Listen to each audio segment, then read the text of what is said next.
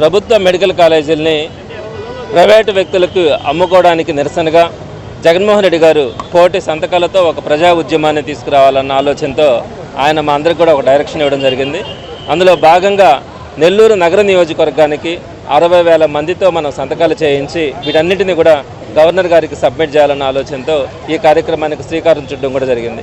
అయితే నెల్లూరు నగర నియోజకవర్గానికి 60,000 సంతకాలు టార్గెట్గా మనం పెట్టుకున్నప్పటికీ సుమారుగా నా అభిప్రాయం ప్రకారం అయితే 1,00,000 సంతకాలకు పైగా కూడా ఈ ప్రజా ఉద్యమంలో అందరూ కూడా పాల్గొనేదానికి అవకాశంగా కనపడతా ఉంది.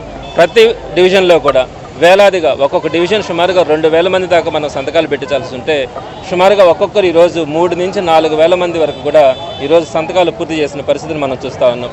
మొదటి నుంచి కూడా నెల్లూరు సిటీ నియోజకవర్గంలో ఆంధ్ర రాష్ట్రంలో ఏ కార్యక్రమం వైఎస్ఆర్సీపీ పిలిపించినా కూడా నెల్లూరు నగర నియోజకవర్గంలో చాలా చక్కగా వైఎస్ఆర్సీపీ నాయకులు కార్యకర్తలు పాల్గొనడం కానీ వాటన్నిటిని కూడా దిగ్విజయంగా చేయడం కూడా మనం గమనిస్తూ వస్తూ ఉన్నాం.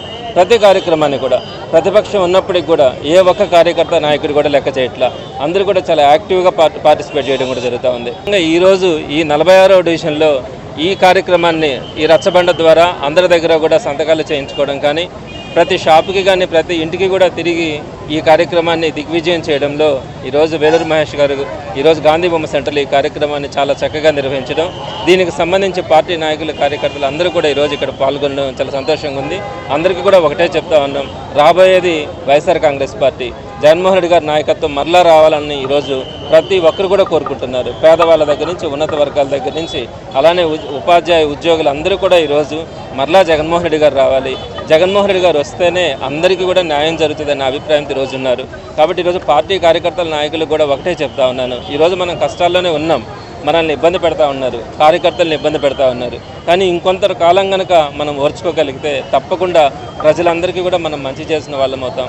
కార్యకర్తల నాయకుల కష్టాన్ని జగన్మోహన్ రెడ్డి గారు చెప్తా ఉన్నారు. ఈసారి ఎటువంటి పరిస్థితుల్లో కూడా అందరినీ మనం దగ్గరికి తీసుకోవడం జరుగుతుంది.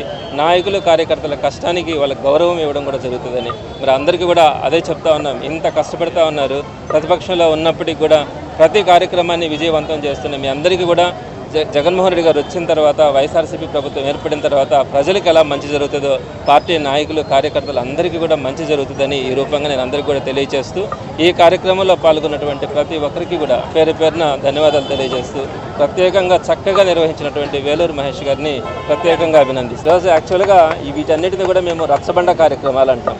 అంటే ప్రతి గ్రామంలో కూడా ఈ రచ్చబండ కార్యక్రమాలు నిర్వహించి అందరికీ కూడా ఒక అవగాహన కల్పించడం, అందులో భాగంగా 46వ డివిజన్లో ఈరోజు మనము ఈ రచ్చబండ కార్యక్రమం ద్వారా ప్రజలందరికీ ఒక అవగాహన కల్పించడంతో పాటు పార్టీ కార్యకర్తల నాయకులే కాదు ప్రజలందరినీ కూడా దీంట్లో భాగస్వామ్యం చేసేలాగా ఈరోజు 46వ డివిజన్లో ఈరోజు ఈ రచ్చబండ కార్యక్రమం ద్వారా అందరికీ కూడా దగ్గర కావడానికి ప్రయత్నించే కార్యక్రమం ఈరోజు ఇక్కడ ప్రారంభమైంది.